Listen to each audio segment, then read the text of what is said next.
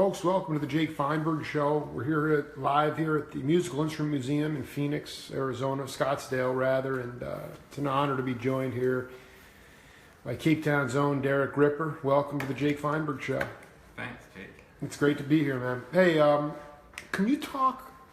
The late great John Abercrombie left us recently, great jazz guitar player, and he said to me, as a guitar player, if you don't have rhythm, then you're not going to get a gig. And I wanted you to talk about how you developed time feel, how you developed your rhythm.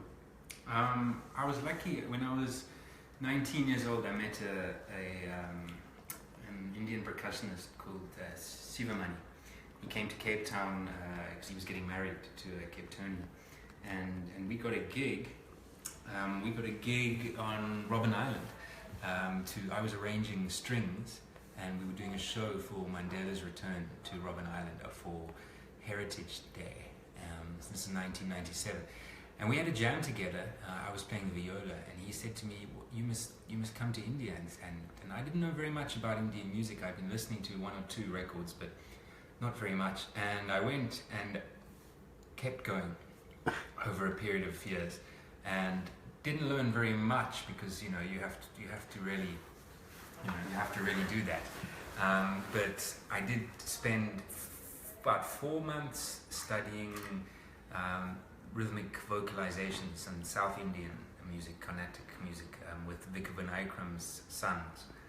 And how did you connect with them? I went to study with somebody else who I did spend some time with, Love Goody Krishnan, a wonderful Carnatic violin player. But I was staying in an area called Triplicane in Chennai, and I came across Viku's school. So I knocked on the door and ended up doing all these lessons. So I memorized a lot of these rhythmical cycles and then forgot about them. But what it did for me is it changed my approach to rhythm, because in classical music you're subdividing all the time a beat and bars, whereas in the vocalized classical Indian music you're working with numbers, without necessarily any kind of subdivision. So you start to be able to think about music in rhythm in a microscopic way. So that was one of the things. I don't know. Could you demonstrate on your apparatus a raga kind of play, what you just talked about, or even vocalizing if you want to talk about? Yeah, no. Well, I mean, a very simple example in West African music is this piece Jarabi. And you have in our classical musician would be hearing the beat there, and they'd be going.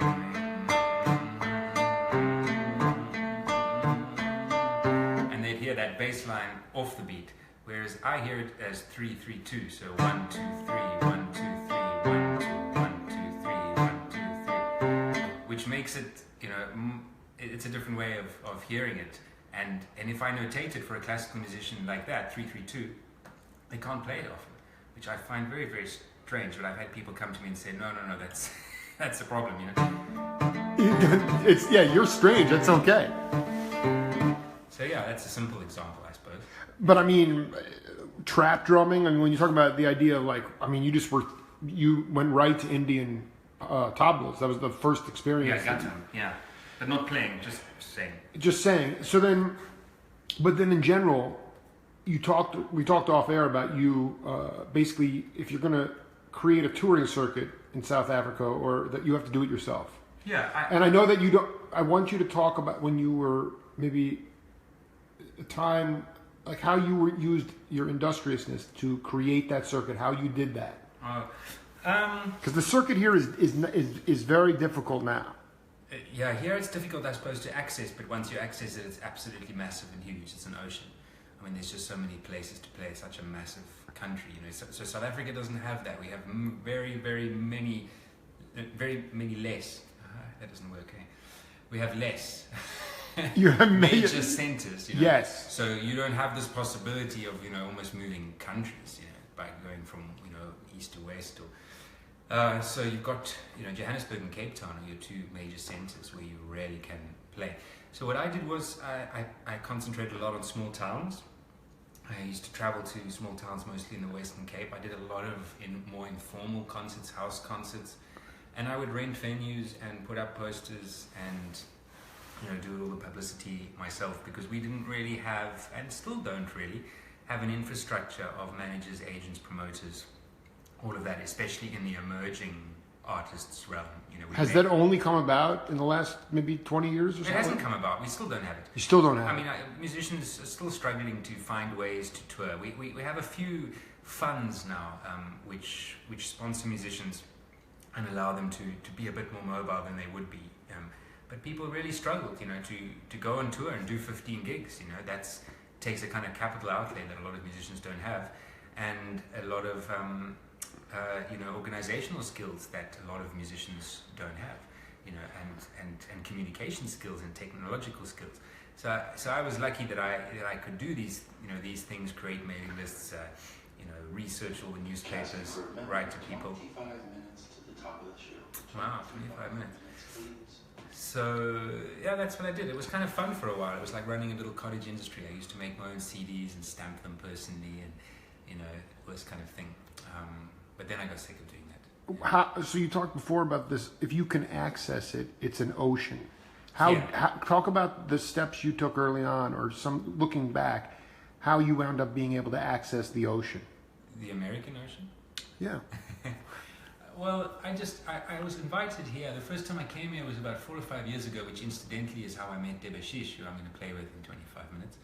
I was invited by David Spellman, who runs the New York Guitar Festival, and he also does the El Nora Guitar Festival. And he somehow, he got hold of some of my records, and we started corresponding, and then he invited me to play at El Nora Festival, where Debashish was also playing.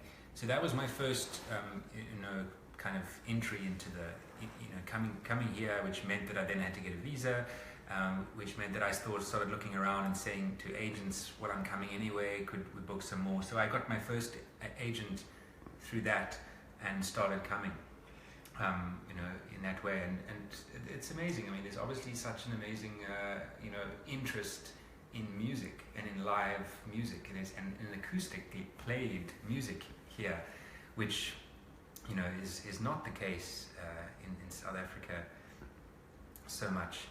I think you're saying unamplified acoustic music is there's a lot here, but not there. Yeah, no, we don't have this scene at all. It's. I mean, what I do. When you did those house concerts and stuff, though, were you playing acoustic music? Yeah, I was playing what I'm doing now, but. But here, it's more bountiful. Yeah, if you say to people in South Africa, I'm a guitarist, they say, "Oh, do you play in a band?" If you say, "Oh, I play by myself," then they say, "Oh, you sing." I mean, okay, that happens here too, but there's just no precedent. There's no, classical guitar or things like. There's no, if you say to people, "Oh, I want to make my living playing the classical guitar. I want to make my living playing guitar," they'd be like, "What? How are you going to do that?" Because you can't do that. We just, I mean. You guys invented the entertainment industry. I mean, this just doesn't exist in places like South Africa. I'm not going to... I do want to... Debashish, can you talk about the first time, the feeling of playing with him and where he takes how he stretches your ears out? Because what happened in Soundcheck was interesting, because you started playing something and you said it had too many tonalities for him. Can you explain...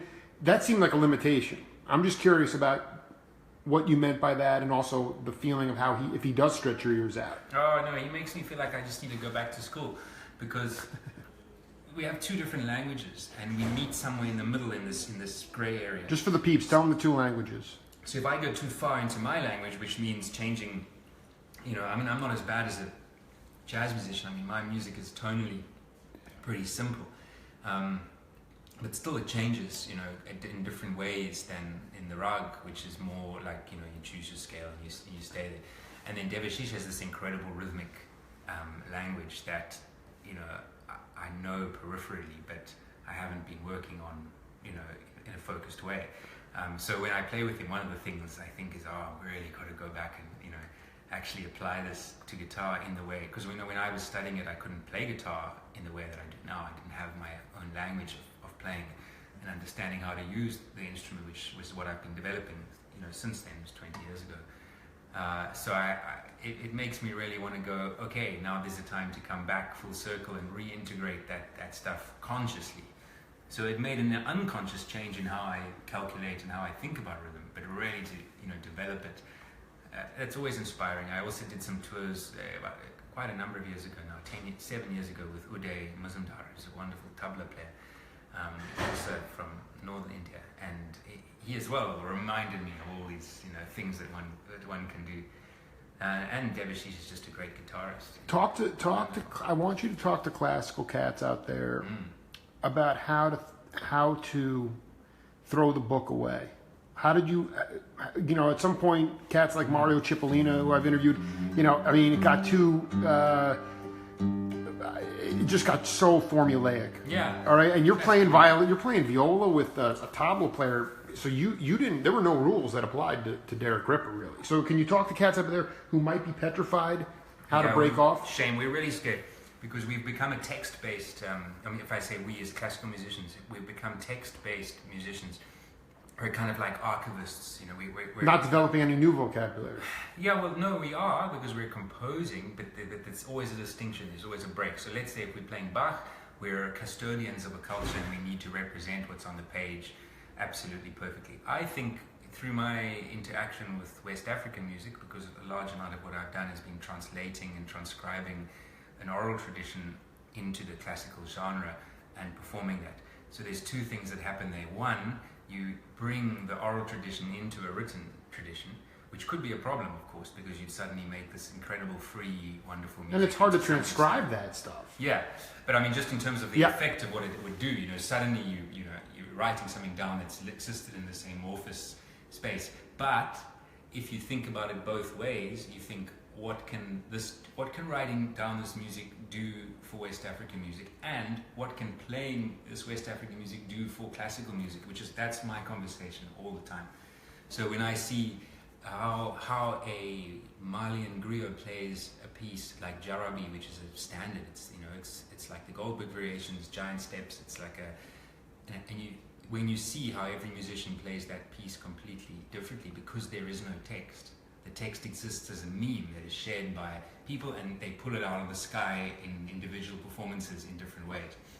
And there's no way you could write a definitive version. But of course, with something like Bach's music, we only have the definitive version. So I like to think about Bach's scores as it's a primitive form of making a record. I mean, that's what it is. It's writing. So Bach went into the studio to record an album, and he'd come out with a piece of paper with ink dots on it. Tumani Diabate goes into the studio to record an album. He comes out with a CD, and when you think about it like that, it changes your interaction with the music as a player. Because yes, I can look at the score and experience the way that Bach wrote it down as a set of possibilities, and then I can put those possibilities onto my instrument and explore them. So instead of seeing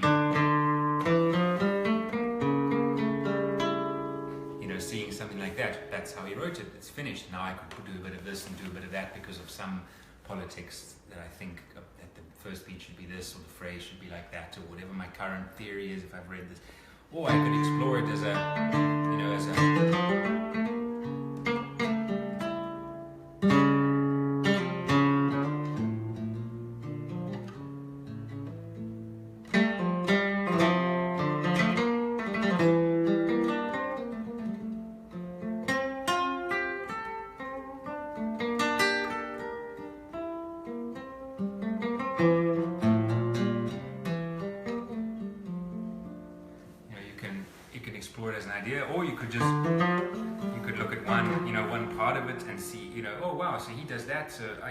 So instead of walking this tightrope of these are the right notes, you're suddenly walking on a carpet. You can go this way and that way. And I noticed that when I was playing West African music, I had a carpet to walk on. Whereas when I was playing Bach, I was walking on a tightrope, and if I took one wrong thing, I'd fall off, and that would be the end. So what I've been trying to do is to bring that same feeling of freedom that I have when I play West African music back into classical music for myself.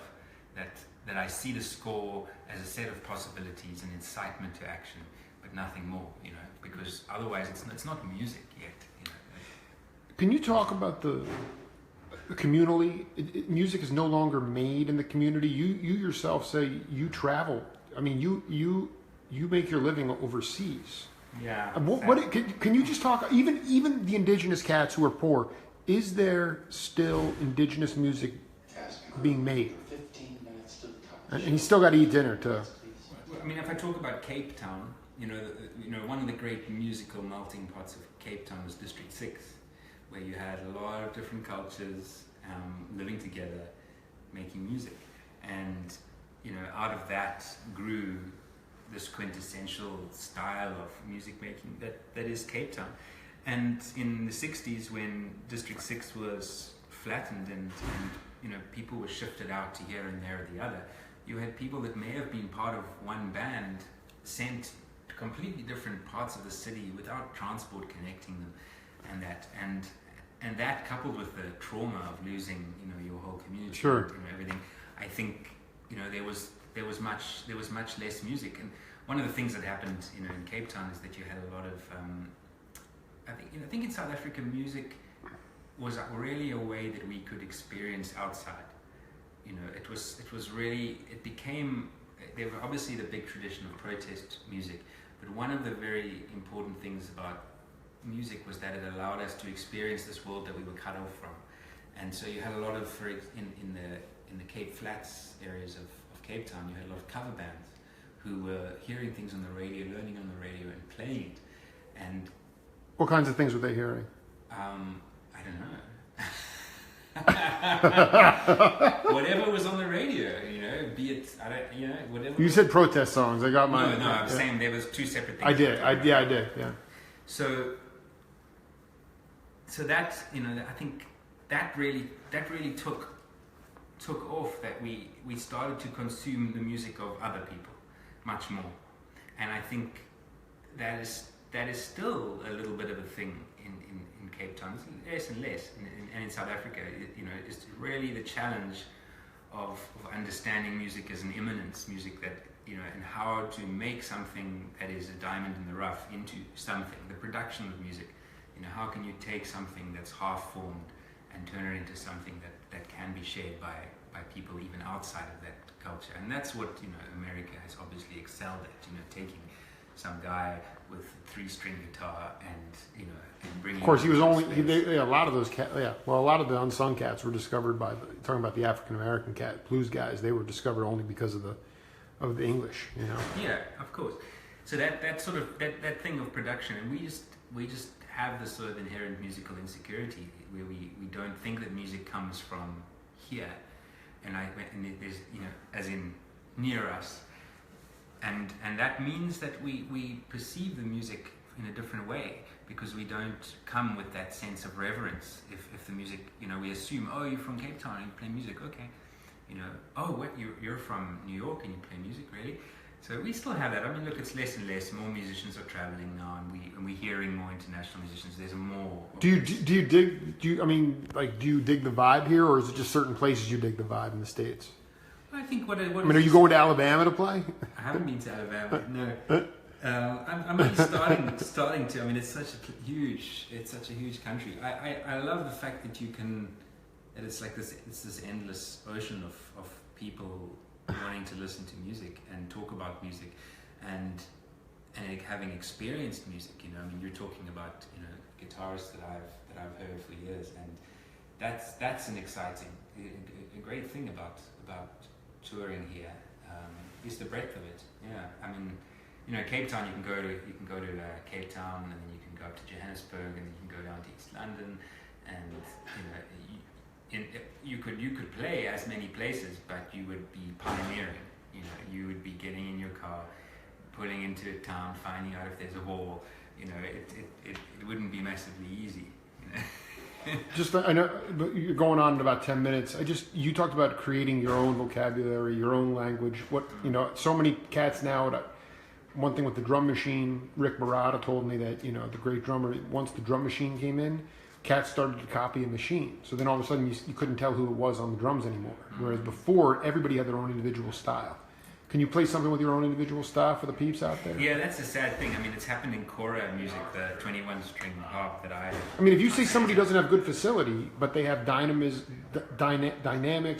passion, I take that any day of the week in heart. Any day of the week over chops. Otherwise, I'm just staring at the wall. No, absolutely. That's one of the great mysteries is what is that thing that makes. You look at a guitarist like Ali Farkature. I mean, he doesn't have the chops. He doesn't play fast. He doesn't play lots of things. He hardly plays in more than 1 or 2 keys. But for me, he's the most deep, incredible, just unbelievable guitarist, and he can take 3 notes. And and if you look at a guy like him, you think, why are we even sitting in conservatories for 6 years practicing 15,000 scales, and you can't even do anything with 3 notes?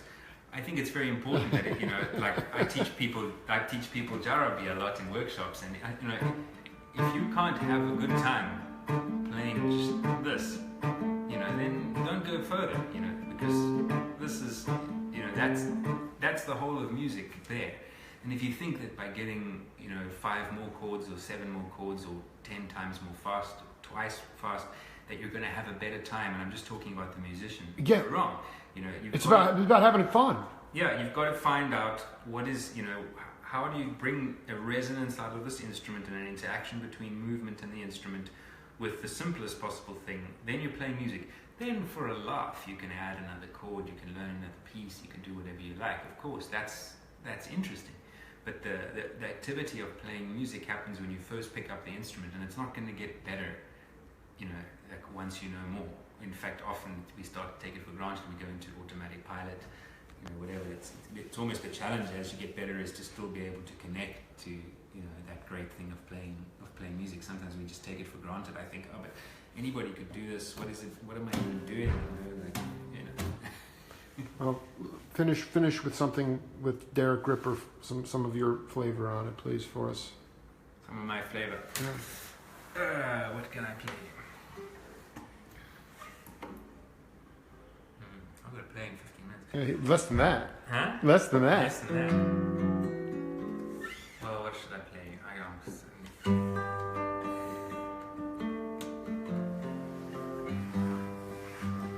Play something that you played when you were busking around Cape Town,